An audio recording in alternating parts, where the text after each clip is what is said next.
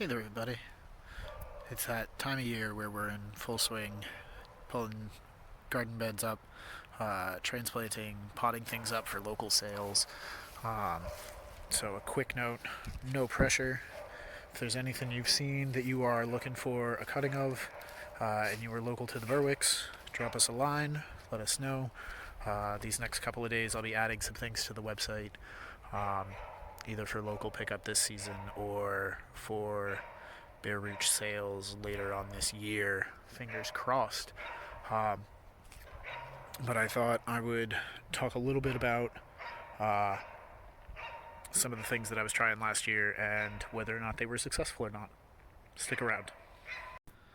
First things first, we're poking into where the lavenders were, and I can't say that I think this was a success. Um, it seems as though a lot of this is alive but hurting. It didn't stop any of the cold damage or the wilting or browning that I was hoping to avoid by having these guys bounce back a little bit quickly. I have noticed that there are a few in this bed that seem to be doing really well, and a few in this bed that seem to have taken the brunt of it, and we'll be looking to see if they regrow from the ground because it seems that the stems are just gone. Um, the gooseberries seem terribly happy with the treatment they got of just piles and piles of wet leaves. That makes sense. Likewise, these goji berries down here are waking up earlier than they have. Part of that might just be that they are entering into their third year of growth, but I am not sure if we are going to be able to see any root growth in here.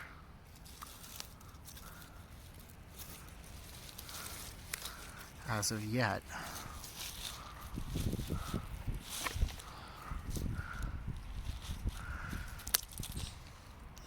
No. No root growth yet, but it looks promising. There's another whole stem over here.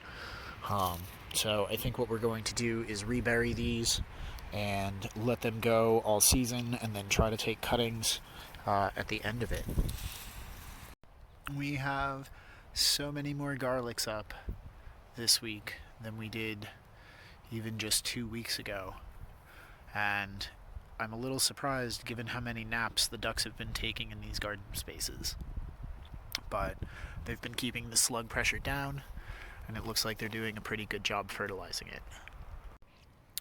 Many of the Monardas that I planted in this downhill bed with the persimmons are waking up and doing just fine. And when I say I planted them, I mean that I took this big chunk of stem with a little bit of root on it and I stuck it literally under some leaves, just making contact with the ground, and they are going strong. This is not exactly the most surprising thing because they are in the mint family, but it's encouraging to see just how tenacious they can be. Some of them have yet to pop up, but many of these strawberries that we transplanted into that same garden space, again, with the persimmons down here in the bottom chunk of the yard. These guys had some biochar from the compost itself, rabbit manure, straw, and they seem to be taken off.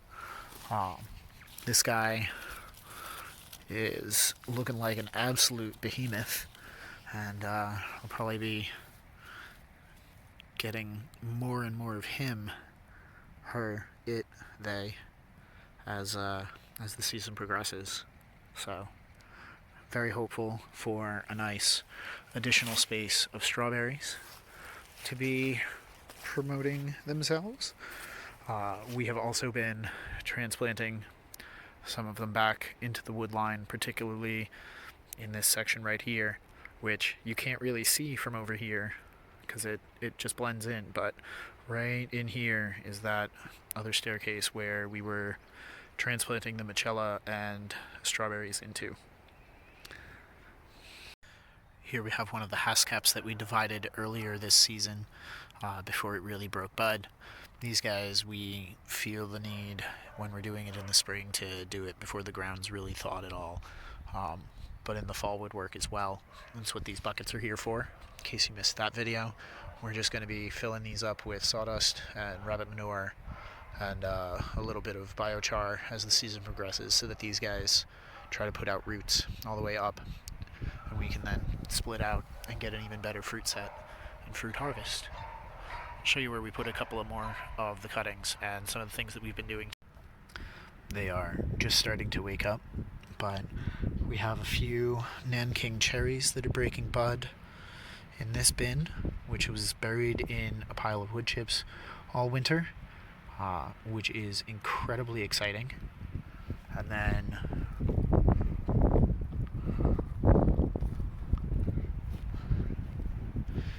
we've also been transplanting the Japanese maples I've been growing from seed, and they are looking like it's going to be a promising year. And then, adding to that promise, we have what I'm hoping are seeds of Shepherdea canadensis beginning to sprout in this one. And then some Aronia melanocarpas starting to sprout in this one. At the moment, though, they are just cotyledons, and I am not familiar with their growth patterns enough to begin making a real solid choice about which of these little seedlings I'm going to promote and which I'm going to pull. So, if you have any thoughts or notes, if you have any images, or have grown any from seed yourself, I'd love it if you could share some pictures. That would be awesome. So we're coming into the space up front that I affectionately call the neighbor space. We have a number of our local stone crops that come in. These guys are native to the area. You can see down by my feet we have some strawberries and a few grasses, and then we come into many of my low bush blueberry patch that I have on the property. This entire section used to just be a bunch of dead sticks, and they've come back quite a long ways. I still don't get much fruit because these are really for the birds. This is a peace offering, but we've been adding more and more to this space, so I thought I'd show you guys some of the other things we've been adding. The dog has now sat on this Monarda that we've been adding, but there are more going down the line.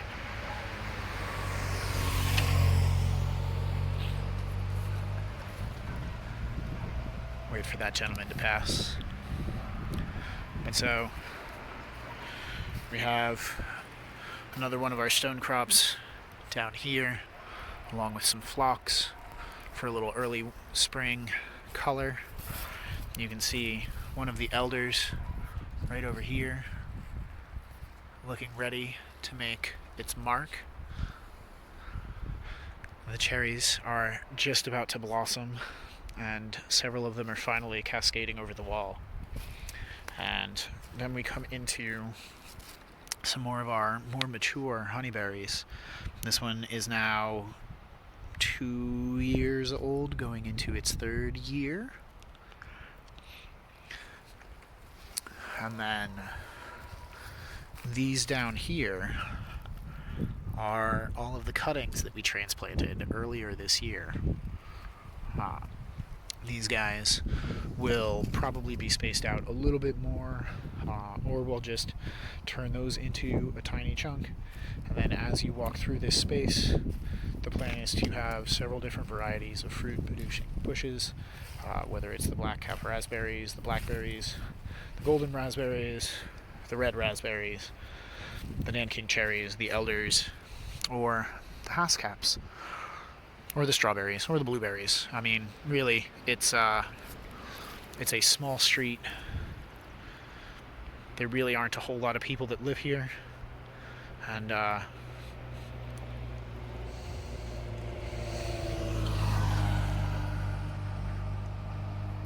you really can't get there from here, so I don't mind opening up this section of our space for the neighbors on their walks to come through and just enjoy some fruit, just because we enjoy having them and having them put up with us as we get this space into a thing and a system that we truly enjoy.